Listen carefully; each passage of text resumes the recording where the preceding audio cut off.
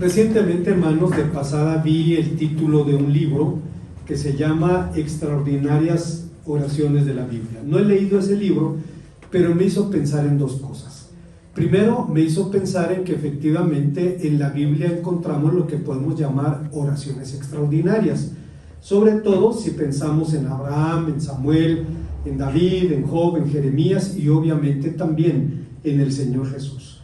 Y lo segundo en lo que pensé es que si en la Biblia hay oraciones extraordinarias, también habrá aquello a lo que pudiéramos llamar oraciones comunes u ordinarias. Al parecer las hay, o al menos algunas plegarias han sido calificadas así por los expertos bíblicos. El Salmo 54 es una de ellas. Se ha dicho que esta es una de las más convencionales plegarias que encontramos en el Salterio, que podría utilizarse como un modelo para un estudio o un ejercicio escolar de análisis de géneros. Sin embargo, más allá de cuestiones estéticas o literarias, una súplica no tiene que ser hermosa para ser escuchada, no tiene que ser prolija como la del fariseo en la parábola del fariseo y el publicano, la cual, dice el texto, Dios no escuchó. A diferencia de la balbuciente plegaria del publicano, que fue escuchada simplemente porque expresaba un corazón contrito y humillado. Para Dios la súplica genuina es siempre hermosa. Una plegaria genuina, decía Juan Stam, es el perfume del cielo. Y junto a esta certidumbre, el Salmo 54 nos recuerda que las oraciones más comunes tienen fuentes extraordinarias que emanan del carácter de Dios. Tienen fuentes de las cuales podemos tomar bendiciones, y todas estas tienen que ver con el carácter y la naturaleza de nuestro Dios. Hay cuando menos tres cosas que encontramos en este pasaje, tres fuentes para una oración común, y la primera de ellas es la extraordinaria ayuda de Dios. El Salmo principia con un grito de angustia: oh Dios, sálvame, un grito que se repite 12 veces en el Salterio, y la razón del clamor es evidente.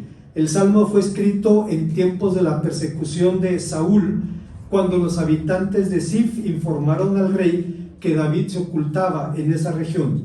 El texto dice que acudieron al rey y le dijeron: ¿acaso no se oculta David entre nosotros? 1 Samuel capítulo 23 versículo 19.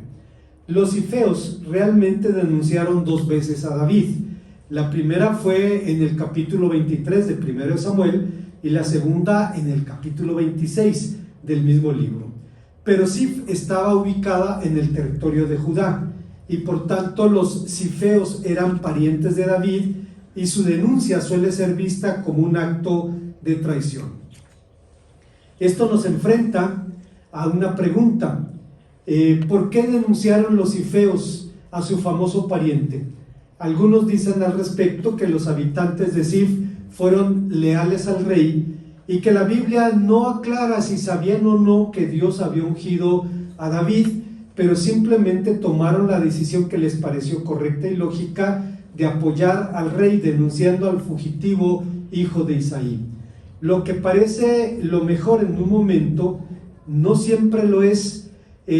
Tomar decisiones nos coloca en situación delicada y complicada, pero el mundo continúa girando y podemos descubrir que estamos equivocados. No te apresures a decidir de qué lado está la razón, si no hay un claro y específico "así ha dicho el Señor". El tiempo es el excelente consejero en esas condiciones. Sin embargo, sin duda alguna, la información que los habitantes de Zif dieron a Saúl era correcta. El monarca movió su ejército y repentinamente se puso en movimiento para atrapar a David. Desde el punto de vista humano, la situación de David era extraordinariamente complicada, y para Saúl era bastante sencilla. Era el juego del gato y el ratón, con los dados cargados a favor del gato. Era imposible para David, a pesar de que había sido elegido por Dios, escapar de esta situación, pero justamente en esta última frase está la solución del problema. Dios no te abandona, por peor que sea la situación, si Él es tu elegido. Y es lo que sucedió aquí. La segunda motivación de los habitantes de Ziph pudo haber sido el temor, el miedo. La crónica bíblica nos habla de la política que el rey ejercía cuando sospechaba de oposición, y podemos recordar el primer libro de Samuel, capítulo 23, donde el rey Saúl manda masacrar a los sacerdotes de Nob. Simplemente fue un genocidio. Acabaron con toda una clase debido a la sospecha de oposición.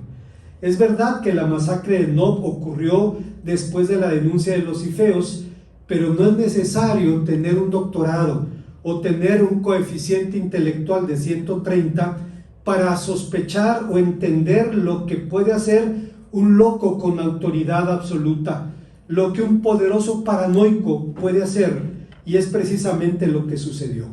Durante el régimen de terror de la Alemania nazi, muchos ciudadanos colaboraron con la Gestapo simplemente por temor. Tenían miedo de ser blanco de las sospechas o querían desviar sospechas sobre ellos mismos en los demás y simplemente colaboraron con el sistema. Sin su colaboración, el régimen no hubiera podido hacer lo que hicieron.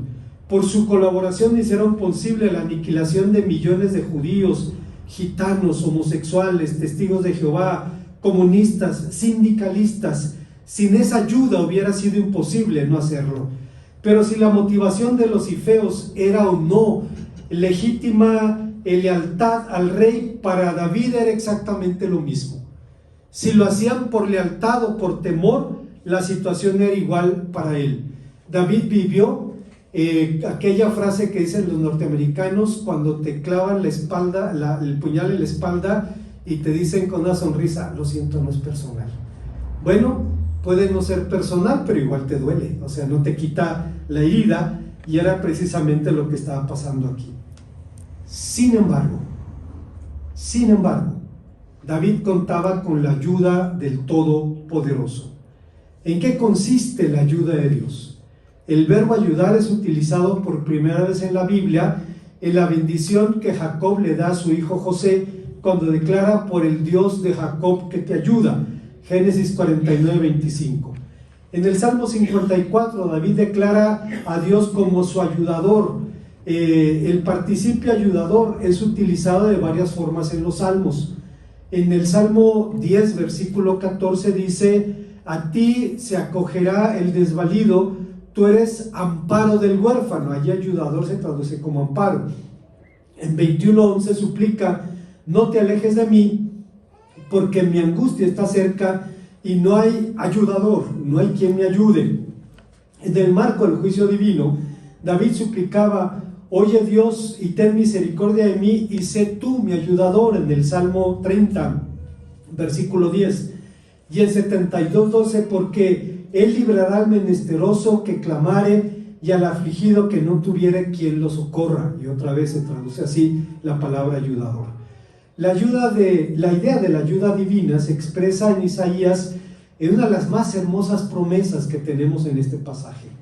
No temas porque yo estoy contigo. No desmayes porque yo soy tu Dios que te esfuerzo.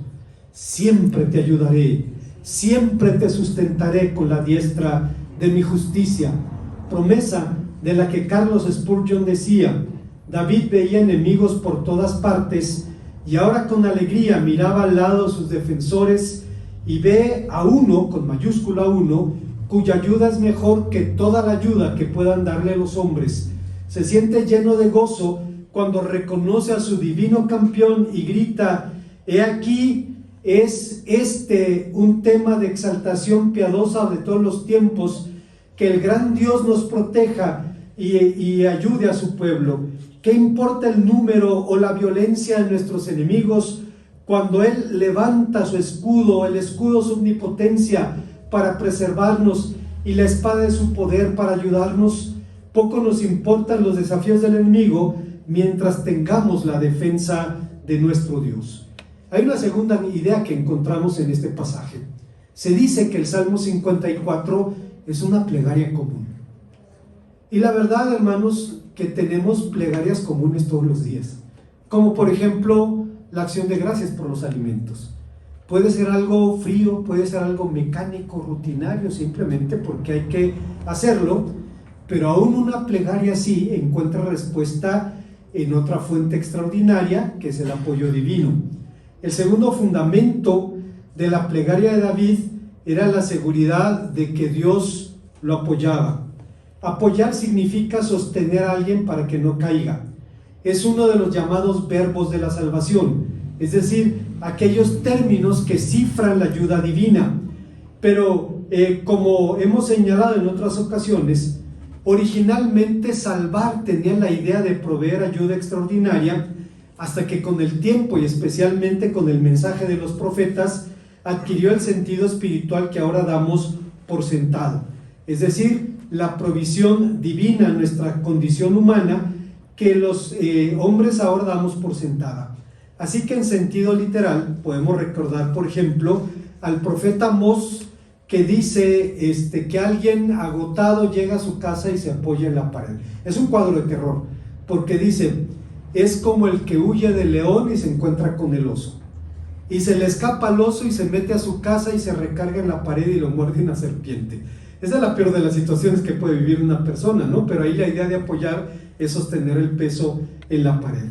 En sentido figurado es sinónimo de socorrer. El patriarca Isaac dijo a Esaú que había provisto, que Dios había socorrido a Jacob con bendiciones de toda suerte de satisfactores materiales. Génesis 27:37. ¿No tienes otra bendición para mí? No, le he dado todas estas bendiciones a él. En los Salmos se promete al justo que cuando el hombre cayere no quedará postrado, porque Dios lo sostiene con su mano, dice el Salmo 37:24. En 1996, un hombre llamado Mahmoud Gassama, un migrante de Mali, estaba en la ciudad de París y de pronto vio que frente a un edificio había una multitud gritando. Entonces el hombre volteó hacia arriba y vio a un niño sostenido de una mano de la herrería del edificio. Estaba a punto de caer. Todo el mundo gritaba, pero nadie hacía nada. El hombre entonces se lanzó a escalar la herrería del edificio y en 7 segundos llegó donde estaba la criatura, la tomó con una mano, la puso en un lugar seguro con la aclamación de la gente. Emmanuel Macron, el presidente de Francia, dijo que le iban a otorgar la ciudadanía francesa por un acto de heroísmo. Y toda la clase política de Francia, incluso la ultraderecha que se opone a la migración de los africanos, aplaudió la decisión del presidente precisamente por su acto de heroísmo. Sin embargo, para David el apoyo de Dios no era un acto de heroísmo.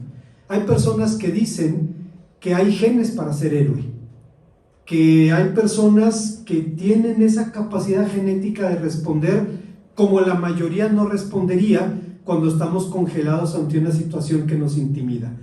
Yo no sé si sea así o no, pero para David la acción de Dios no era un acto de heroísmo, era la expresión de su carácter y su naturaleza. En la hora de la angustia, David sabía que podía acostarse, dormir y despertar porque el Señor lo sustentaba. Lo dice en el Salmo 3:5. Y en el Salmo 45:14 el salmista dice: sostiene el Señor a los que caen y levanta a los oprimidos. Carlos Spurgeon comentó este pasaje y decía que los que caen de nuestra raza son esquivados por todo, y es ternura particular del Señor que sea precisamente a ellos a quienes Él mira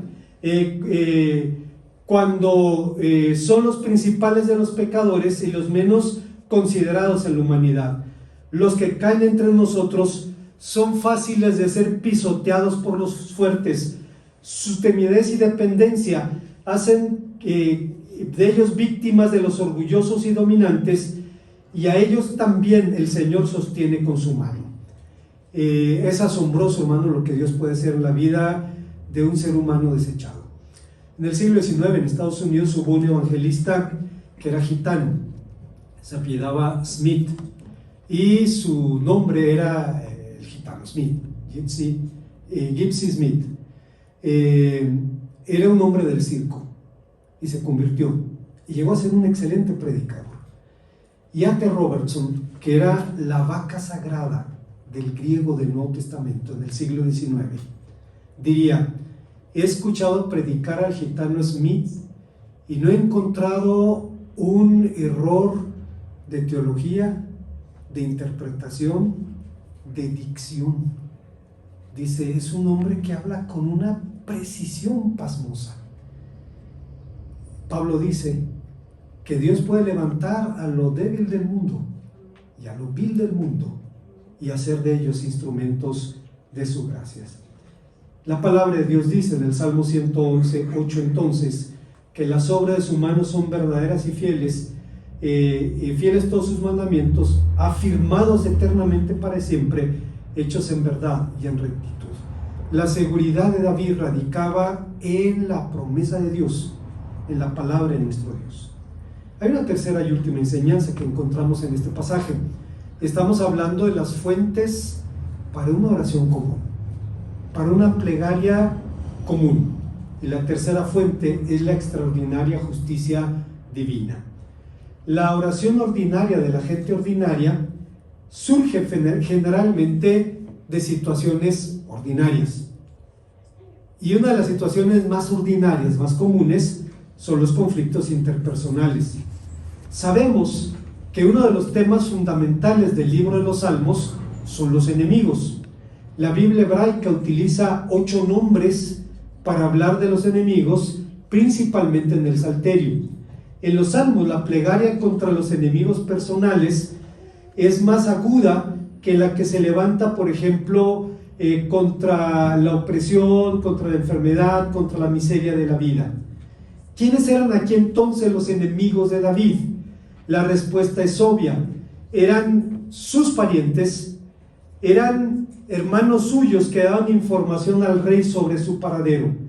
El salmista los describe como extraños, término que describe a alguien ajeno al círculo familiar que se utiliza en Deuteronomio 25:5, lo cual, hermanos, no era exactamente así porque eran judíos como David, pertenecían a la misma tribu y sin embargo actuaban como ajenos, como extraños para él. Se utiliza también, hermanos, para hablar del rival de amores, en Ezequiel 16:32, o a los extranjeros también. Describe a sus adversarios como hombres violentos.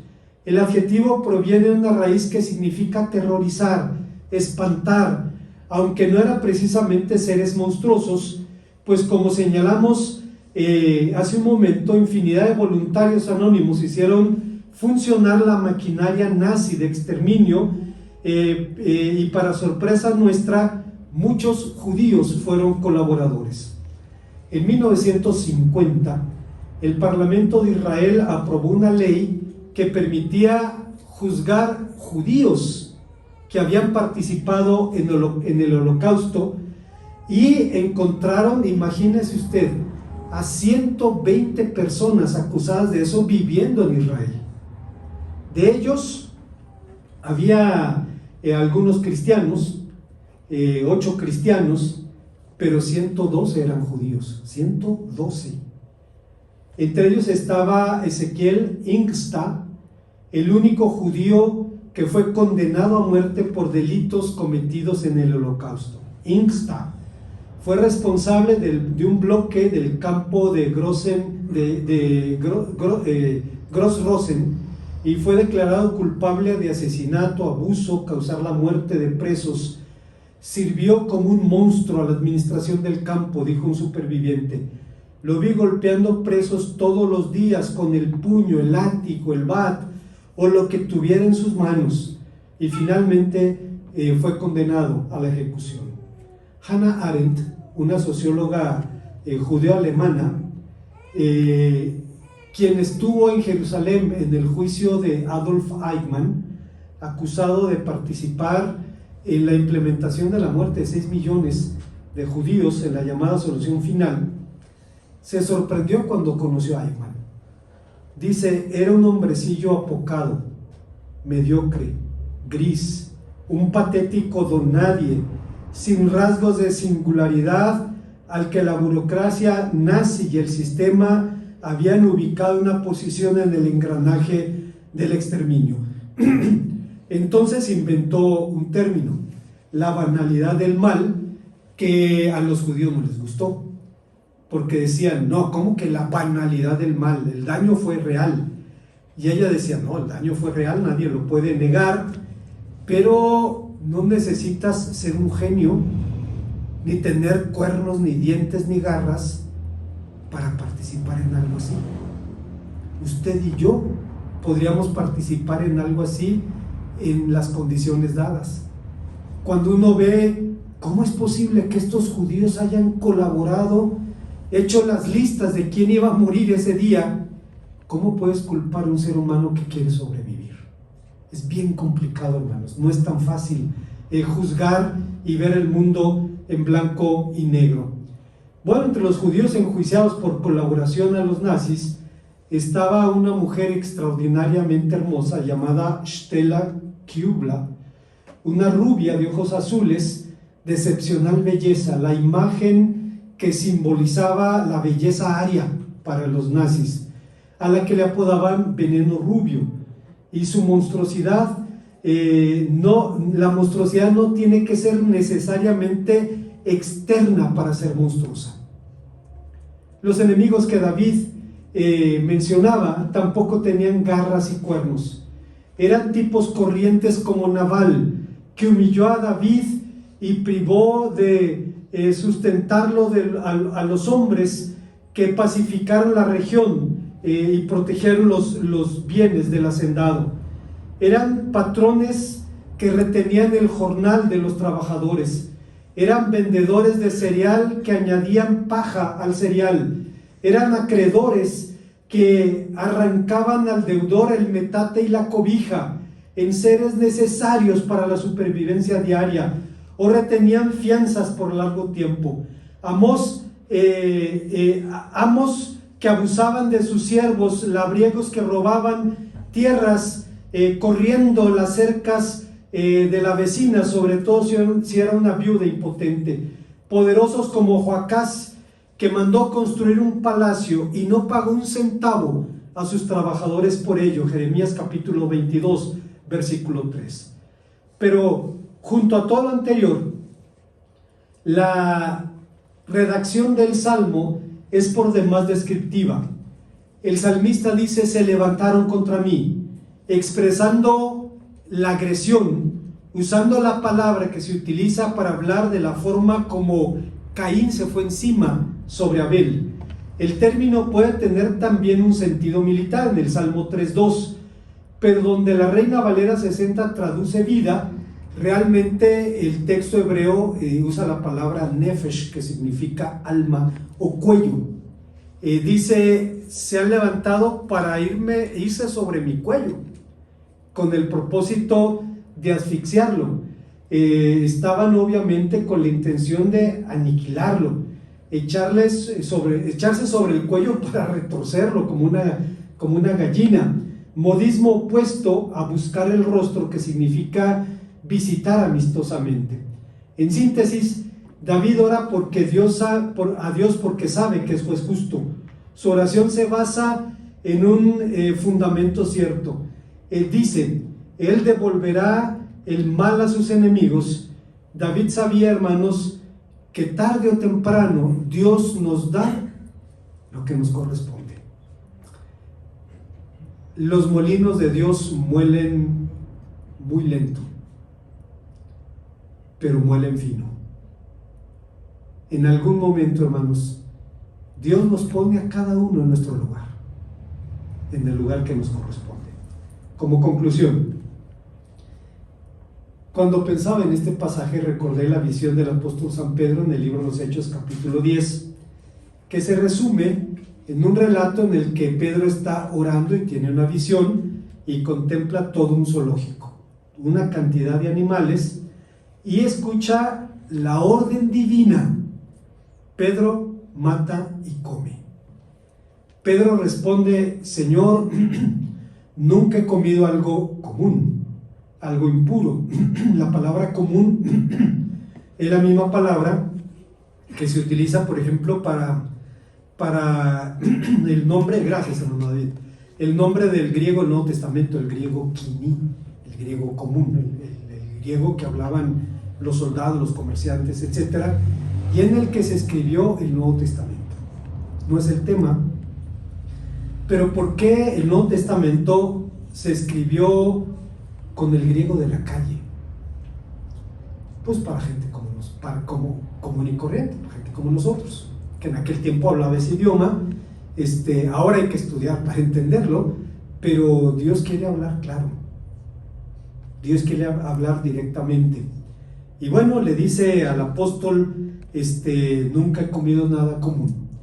Y el Señor le responde, no llames común a lo que Dios ha limpiado. Común significa aquí profano, prohibido por la ley, pero en su sentido más llano significa también ordinario o habitual. En otras palabras, el Señor dijo a Pedro que él puede hacer de algo ordinario, de algo indigno, algo digno. Él en la era de los jueces, Dios salvó a Israel por medio de aquello a lo que Pablo llamaba lo débil del mundo y lo vil del mundo. Salvó a Israel por el hijo de una prostituta. Salvó a Israel por la mano de una mujer. Estamos hablando de Débora, de quien hasta el presente los rabinos dicen, no fue jueza. Pues lee tu Biblia. Es que los principios rabínicos, sí, pero Dios no está sujeto a tus principios. Él puede hacer lo que Él quiere con lo suyo. Y puede usar a una mujer para salvar a su pueblo. Pablo lo recordaría después. Dios salva por lo débil del mundo y lo vil del mundo. Se reveló por su Hijo donde nadie esperaba verlo. Todo el mundo esperaba ver al Mesías en el trono, en el poder, al frente de su ejército. Esperaban ver la visión de Isaías de aquel varón vestido de rojo, al que le preguntan por qué está teñido de rojo tu manto.